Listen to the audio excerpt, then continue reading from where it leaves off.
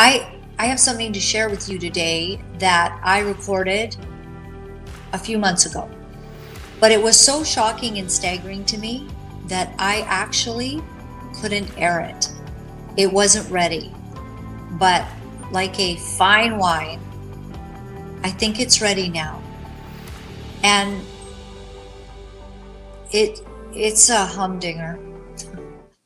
We're going to just go there, and he's going to tell his story. John Collins is the author and webmaster of William Branham Historical Research. He was born and raised in the Message cult following of William Branham, and is the grandson of Willard Collins, former pastor of William Branham's Branham Tabernacle in Jeffersonville, Indiana. From 1976 to 2012, John was unduly influenced to believe the practice many of the religious and cultural views expressed by William Branham and by men and women who were in Branham's inner circle. After his escape in 2012, and this is the author, John Collins, escaping from this thinking and this life, John began the process of deprogramming from the indoctrinated religious and worldviews Branham expressed on recorded sermons from 1947 to 1965. I hope you enjoy this interview. You just explained to me that William Branham spoke, to your understanding and knowledge, spoke at my church, Glad Tidings, where I grew up. So, wow. Interesting times. Yeah. First of all, thank you for having me on. But second, you brought back so many memories of the cult that I escaped in just what you said. That phrase the passage that you read, Jesus Christ, the same yesterday, today, and forever. I actually cover that in my latest book. It was widely used as loaded language for the Ku Klux Klan, that phrase, and they had it on banners. And William Branham he was working with leaders in the Klan. So they were repurposing this phrase and turning it upside down. You decided, I guess, after kind of breaking free, and I'd like to hear about that, but you decided to really catalog it, put it in a book to understand the kind of spiritual abuse that has actually gone on. Absolutely. So my journey is a long, extensive journey, much longer than we have today. But I was in the cult for 37 years. My grandfather was, as you said, the head pastor of the movement. And we were told that it was this little, small, isolated, very, very few people in this. But all of the other Christians weren't going to make it into the rapture. We were the elite, right? I did not discover until, I want to say it was like 3 months before leaving, that something just was off. And I began looking at it, asking questions, and I went through a long 10-year journey of researching what it was that I was in, which actually was in the first book that I have on the website, which is Preacher Behind the White Hoods. Wow. So it talks about the Klan and all of this. In that process, I came to realize that this is much bigger than we were told. There are I think the cult advertised up to 3 million people in it. But I did not yet at that time realize how much Branham's influenced all of Christianity in America. So I began to examine figures, and I came across some people who were in the IHOP KC cult. And they mentioned Paul Cain, and Paul Cain was Branham's protege. In fact, I've spoken to Cain a few times on the phone. So I began researching, well, how are they linked? And I came to realize that it's just so much bigger. Branham had such influence on what was Pentecostalism, what was transitioning into the charismatic movement and beyond. So this latest book maps it all the way out from before Pentecostalism all the way up to the New Apostolic Reformation. That is absolutely fascinating. And those are really thick books. Like, that's a lot that you have covered in those books. So you began to realize only 2 to 3 months after coming, 2 to 3 months before coming out of this, you began, what triggered you on this? I went through a series of very difficult, life-changing experiences, health issues and job issues, etc., and it shook me. And this happened I remember vividly, it was the Labor Day meetings of 2011. At that point, I would have died for the cult. I had no reason to question, no reason to question at all. And yet I was shaken. I just, something was off. I was on a journey to try to find out more about who I was and why. So from Labor Day until January 1st, 2012, I was just asking questions. But I learned very quickly that when you're in a cult, you don't ask questions. They do not like it when you do. So I could tell something was really wrong. When we left on late December, my wife and I decided we're going to wait till January. We'll go have Christmas with the family because unfortunately they're probably going to shun us. That was one of the things that cults do. But after that, I could not even call it a cult. I did not realize that it was a cult. It wasn't until I started researching and digging and finding out that there's a lot of history that they've covered up and altered. And that's the reason why these books are so thick, because Branham has been venerated as one of quote unquote God's generals. And so much of the history that exists is not quite accurate.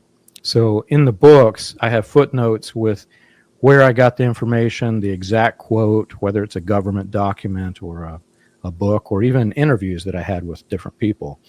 So I'm having to rewrite history to make it more accurate. Wow.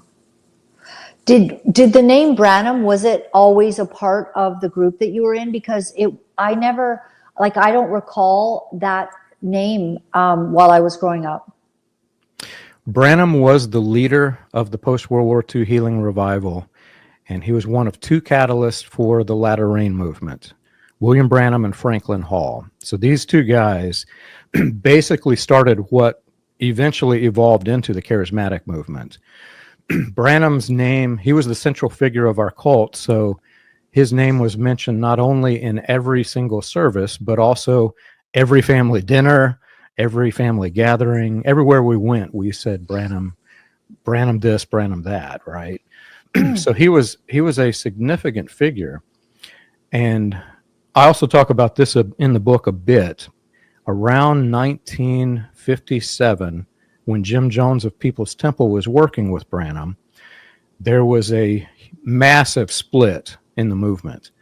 And after the split, you had people who were pro-Latter Rain, people who weren't, people who were evolving their own ministries into what became super apostles and new cults. Many of those cults distanced themselves from Branham. And I cover that a good bit in the book, but what happened is a lot of these movements have no idea that they use Branham as a stepping stone for their ministries.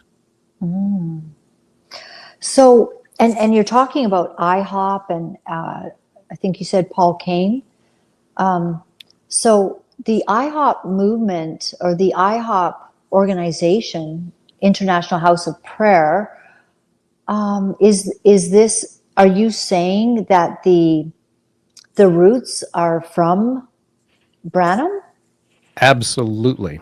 In fact, I cover that in the book too, but in fact, whenever it began, they claimed that Branham claimed that he had this angel that was part of his stage act. This angel would come and perform the healing of the sick.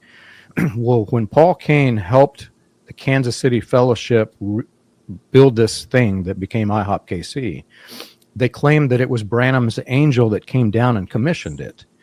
And they started preaching the Joel's Army, Manifest Sons of God doctrine, which came straight from Branhamism. So these guys were basically reinventing the movement as Branhamism 2.0.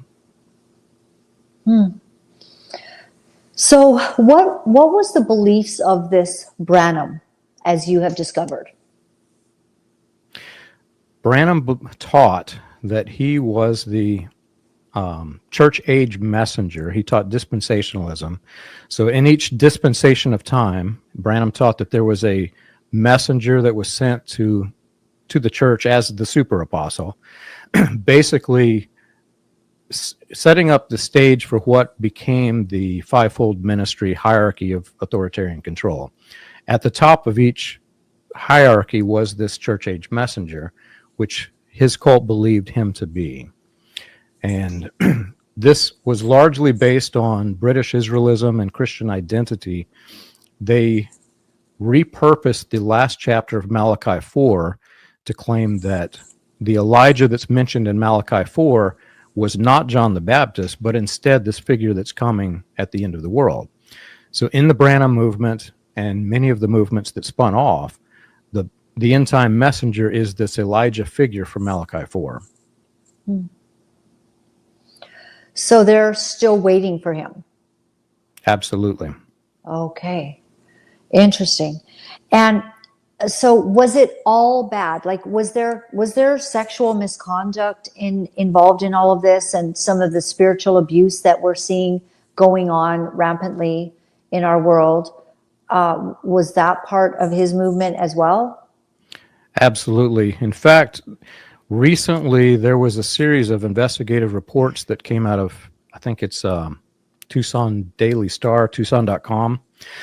They investigated even the key figures who were in Branham's campaign team, set up communes where they were abusing children. The things that they did to people in this cult is so bad that if you're putting this on YouTube, I actually can't say it. It's that bad. It's tied to Colonia Dignidad, which was a torture compound in Chile.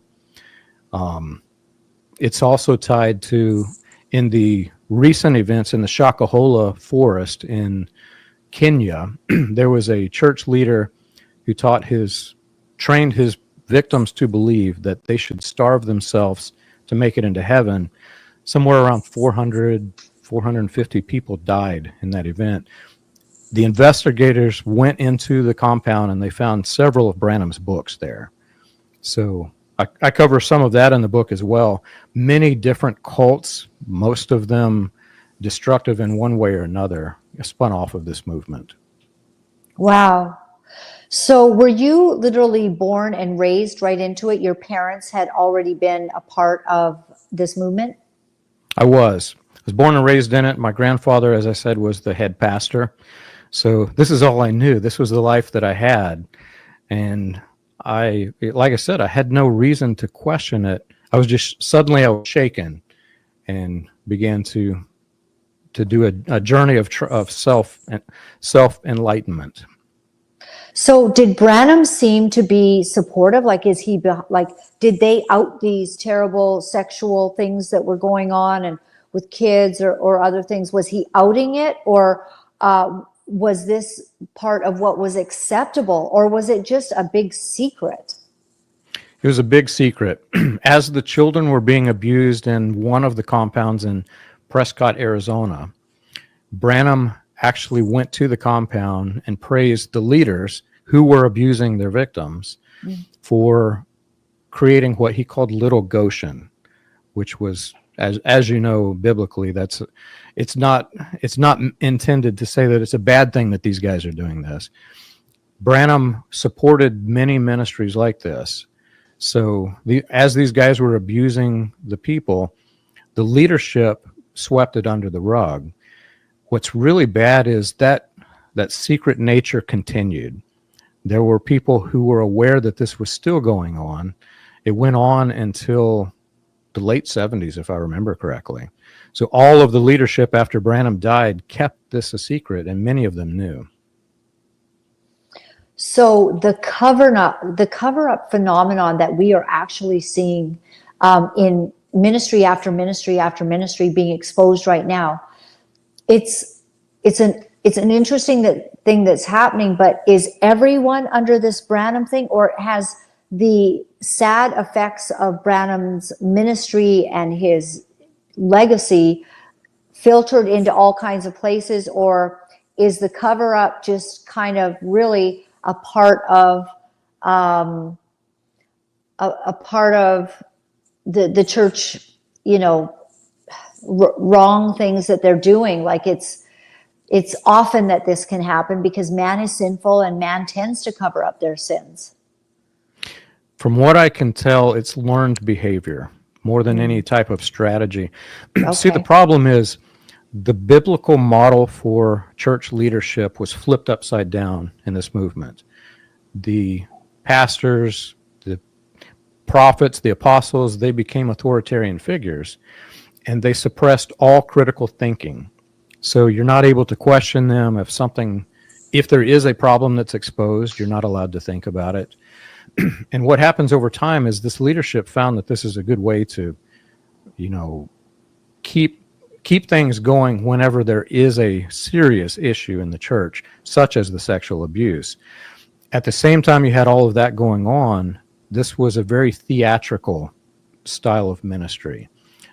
Many stage acts were created because of this.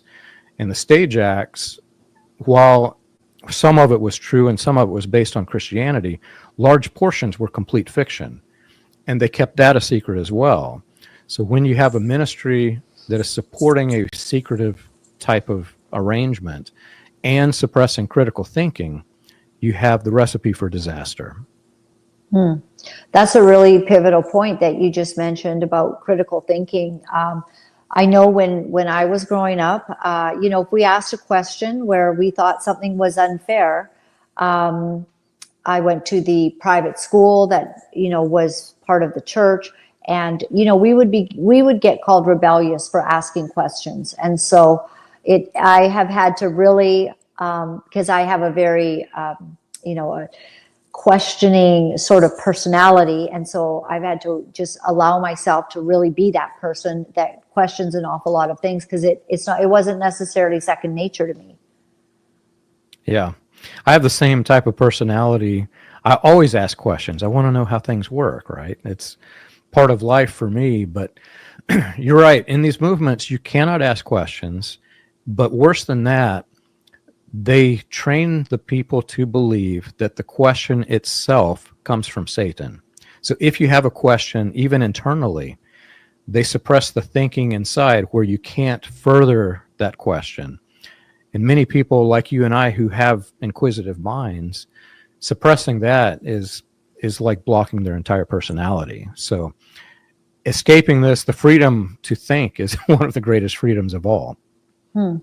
So as you've grown up and left and been able to look back and then, go in depth as to what took place, was there bad things that were happening in and around your particular church or, the ministry there? Was there sexual cover-up that you've ever been able to see, or was your place spared of that? So my family attended churches from coast to coast in the Branham cult.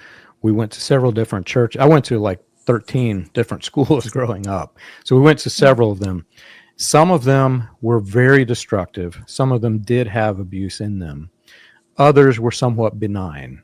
We had some churches where the leadership actually, the people could not even buy a vehicle before going to the church and asking, can I buy the vehicle? There was that level of control in some of the churches, while others you'd look at it and you'd say it was just a Pentecostal church, just a normal church. What I will say is after this, after I realized what this was and how bad it was, we started setting up support groups for people who were escaping.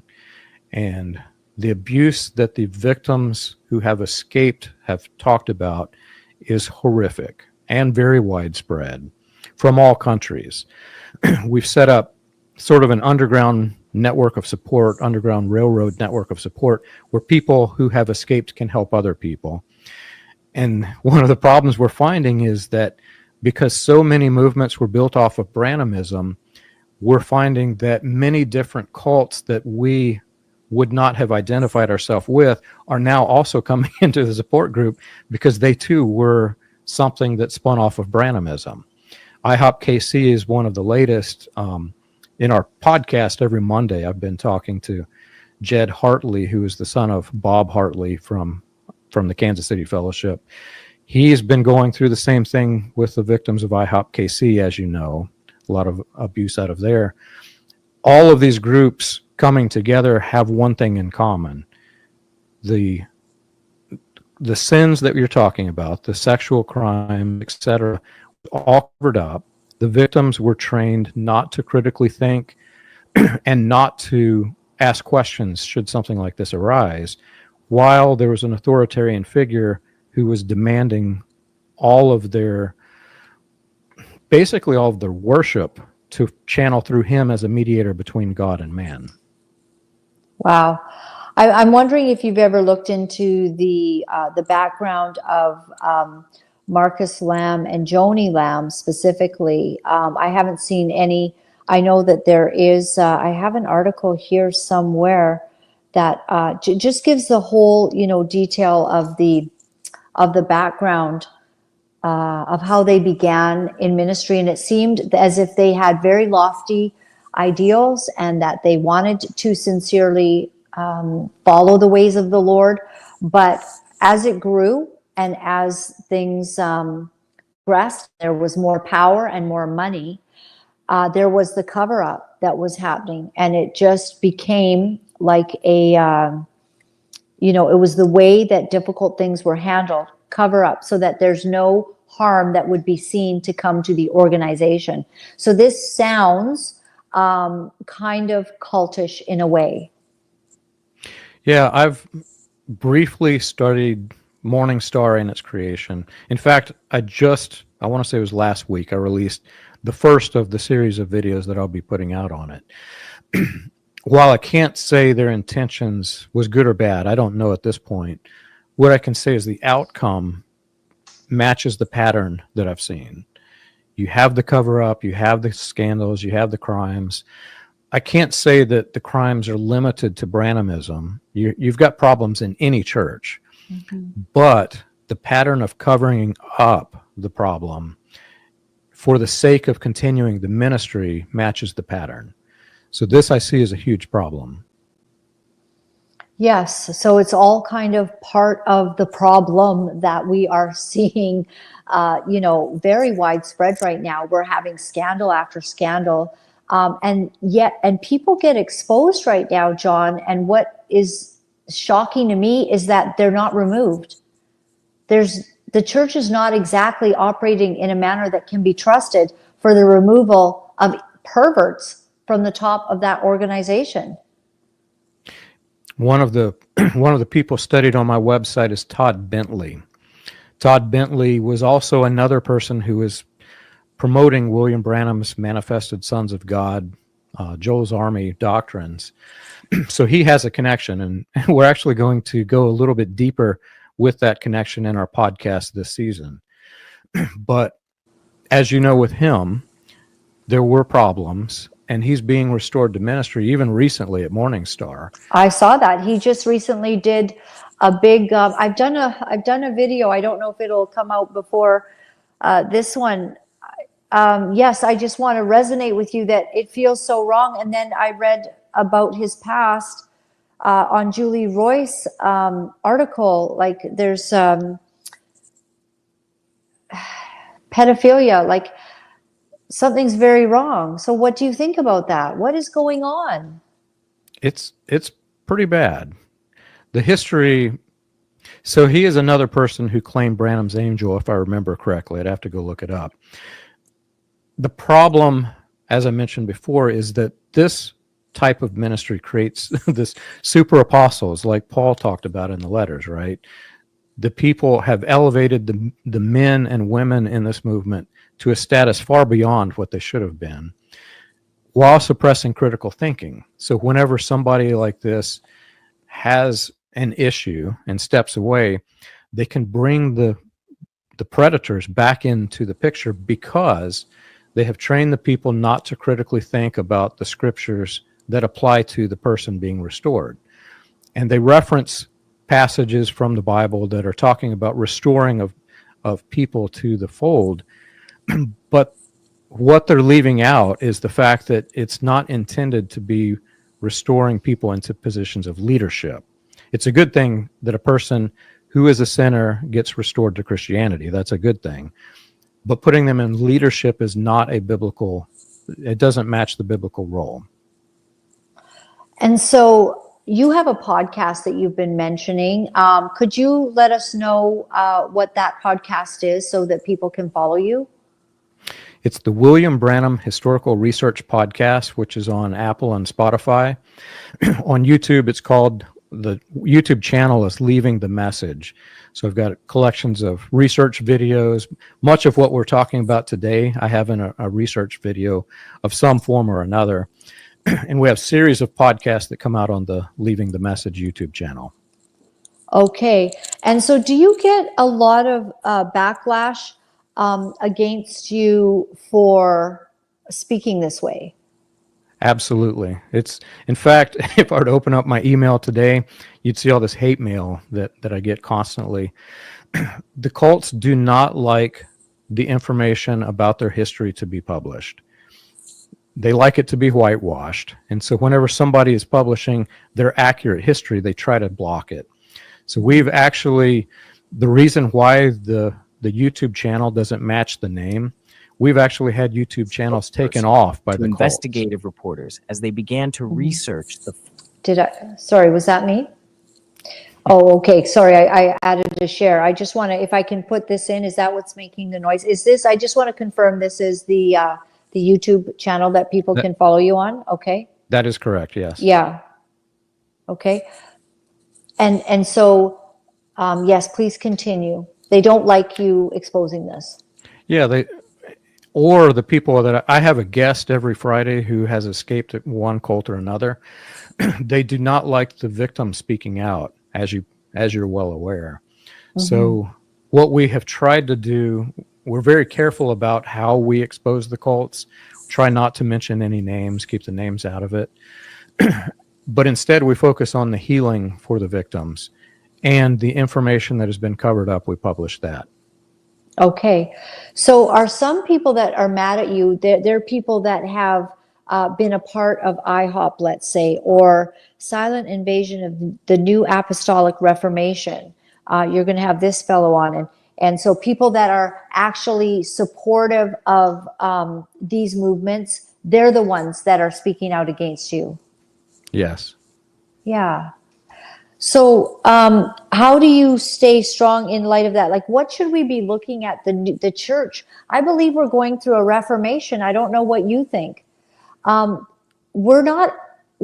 a whole ton of us. We're just not going to be stupid, and we're not going to be silent in the face of the church, which we believe in. We believe that the Lord instituted, forsake not the gathering together with the saints. But does that mean a home group? I don't know. Maybe more so than bringing all your tithes into the storehouse to make the storehouse so huge that you can have, $100,000 honeymoon, or you can have the biggest cars and homes. Like, that isn't exactly what I think Jesus had in mind. Yeah. The biggest problem that has been expressed by the people who have escaped is that the cult churches that they have escaped had lost the focus of the people.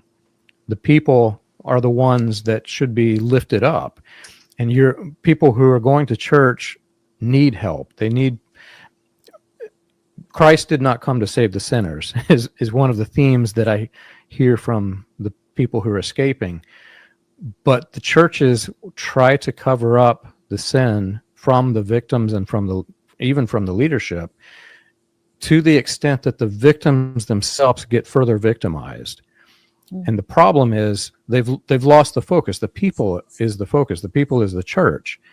And if you can understand that whenever you're in one of these groups and you see leaders who aren't focused on helping the people, it's not a healthy church. It's very confusing to me that it should be so difficult to understand that if people have abused spiritually, and that's in lording over them, demanding certain things that are not scriptural, or there's been sexual sin repeatedly, and I think I have grace in my heart for somebody having a bait and a trap set for their soul, and they need to deal with it before the Lord. But it's so different than a serial offender, and so different than covering up things that should be exposed in order to protect the large organization at the expense of people. And it just seems that it's a very small, tiny percentage of people that will actually do these kind of things, because they have access to the money, they have access to the power. And once upon a time, they had the megaphone and no one else could speak. So if you were coming against them, they would just destroy you. And I've seen that happen in the past. Oh, yeah. And the thing of it is, in Christianity, there is reconciliation for the sinner. So if there's a person who has a problem like this, the reason why the religion exists is to help the people and help them get closer to Christ. But the problem is they are taking the people who have these issues, putting them in leadership positions, and the people who have this problem are going to commit the crimes again. So there needs to be a separation of the leadership from the people who have this type of issue. They should not be put back into the leadership positions. Do you think that folks like yourself that are sounding the alarm, you're doing podcasts, you're bringing knowledge to people, you're bringing strength, and also you're exposing? Do you think this is the Reformation I'm talking about? Once upon a time, you had to discover for yourself and try to figure it out, and you had to put, and write the book, because nobody had told you. You had to figure it all out. But now, even more, you can do a podcast, you can reach thousands and thousands of people, and you can bring help to thousands. This is the new thing that I don't think this can be stopped. Yeah. More people need to step up. And whenever people are in this type of religion, especially abuse victims, they want to be silent because it's very uncomfortable. But the more voices that speak out against this type of movement, the movement itself can't exist without the people. So if you have a cult type environment and all of your victims are stepping up and saying, no, we don't want this anymore. we want true Christianity. Eventually the leadership would have to change. See, I'm in one of the unique positions because my family was at the top. I still hold many people in high regards who are in the top of the cult. They're good friends of mine and they're good people. But the problem is they're in a system that enables predators to exist. We need to step away from that type of system. And that's why I do what I do. The more information that is available to the people, the more they understand what it is that they're in. And having the information is power. I've seen victims who step away from these types of movements who get further re-victimized because they have not had access to the information. And they think that this type of movement is a good thing rather than a bad thing. But by having the information available, it's power to the victim. And once they have that power, I've seen many of the people who are on the podcast with me who host from various series that we do. Many of them were not in a position to do that before they had access to the information. So having the awareness, having the ability to determine what is right and what is wrong in these movements, I think is helpful. So coming from your background, what have you found out about pure religion? What should it look like? What should church look like today? What is a healthy church? There are several of the websites you can type in what is a healthy church, and you can get some good examples. But for me, my journey was a bit different. When I came out of this movement, as I mentioned, I was going through some severe trauma. And I have a cousin who called me every day to make sure that I stayed alive. And honestly, if not for him, I may not have. But he was not a believer in William Branham, which in that type of religion, you think they're going to hell because they don't believe the central figure. And so I asked him, Markus, why don't you believe in the prophet? And he said, John, I believe the cowboy religion. I said, what's that, Markus? And he said, love God, love your neighbor who's not trying to kill you, and be kind to animals. And at that point in my life, I thought, that's wrong. He didn't mention the prophet, so he's probably going to hell. After I left this, we started attending many different churches, and some of the churches were good, some were not great experiences. But one thing I came to learn is that what he said actually had more truth in it than most of the cult doctrine that I had. Obviously he forgot to mention the word Jesus in that, but loving God, loving your neighbor, I think that's what it's all about. And the problem with these movements is they have progressed to the level where your focus isn't that. Your focus isn't loving God and loving one another. It's more about the leadership and who is your super apostle. My final question to you, and I'm just going to urge everyone to read your books, follow your podcast, and learn from the intense research that you've put in. But there's this term, touch not God's anointed. And I wonder if you have any thoughts on that, about what that means to you and scripturally. For me, it means Branhamism 101. That was one of the things that not just Branham, but many of these predators used. That's their way of saying, don't question me, don't critically think. Touch not God's anointing means you cannot examine who is claiming to be anointed. The problem is, what if they're not anointed? The Bible talks about prophets, and it gives examples on how to test a prophet, for example. Many of these people claim to be prophets, yet when their prophecies fail, the people are told that by this touch not God's anointed example, you can't examine their prophecies. Well, how are you going to tell if it's a true prophet or a false prophet?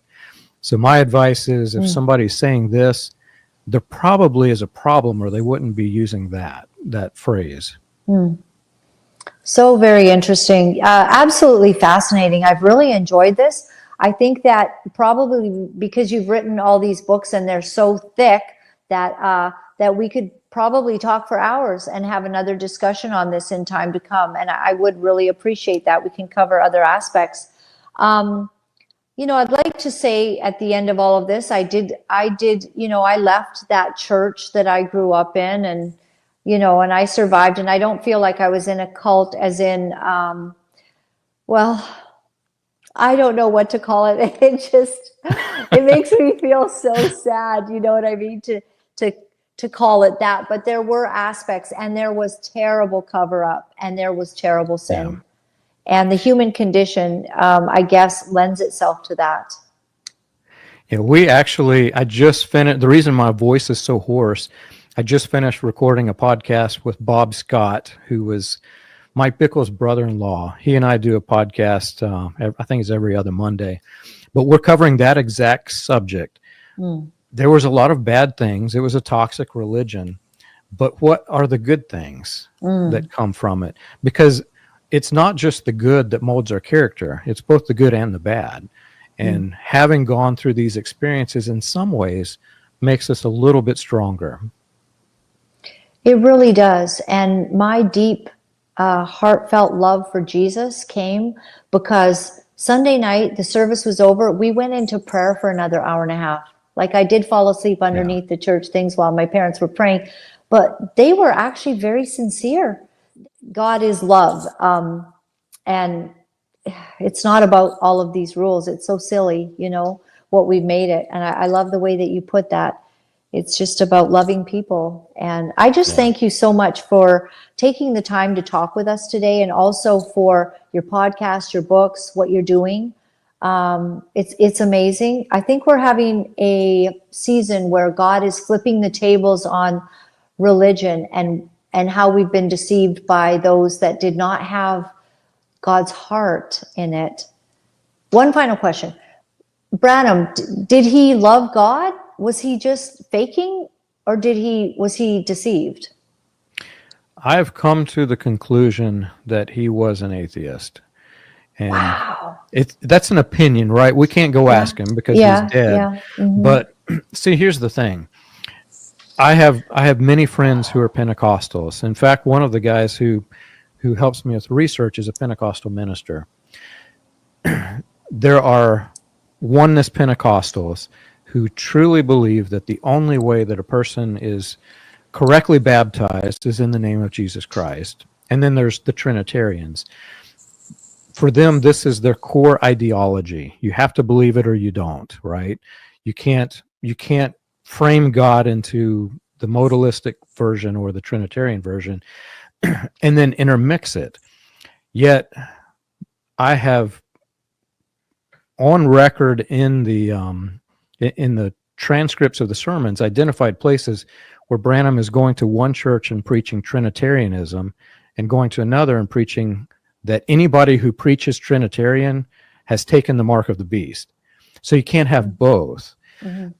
I've also talked to some of the ministers who were involved in the early ministry, and they said there was a big uprising because Branham would actually go perform the baptisms, oneness and then Trinitarian, and then vice versa. You can't do that with no convictions. So I truly don't believe that he had any convictions, or he would never have done this. Wow. Just amazing. So insightful. So interesting. Thank you very much, John. Be well. And I hope that people will follow your podcast. And I hope that that we can have another conversation, because I think that everything's changing now. Absolutely. And God's happy about that. You know, Absolutely. God's happy. I would love to talk more about your church too. I'm curious. I want to dig in deeper. Yeah. Okay. Well, what I'll do is I'll give you a call offline, and That sounds good. yeah, because I'd love to know more from you as well. This is very, it's an awakening for me. Thank you very much, and God bless. Thanks for having me. Thank you. Well, wow and wow. So I just want to apologize to Mr. John Collins that I have not aired your interview until now. And I want to thank you for your honesty and your journey and the Spirit of God that I felt while speaking with you, and your understanding of things that I did not understand. And I appreciate you bringing that to the world, and I appreciate your journey. May we all find what is right and true.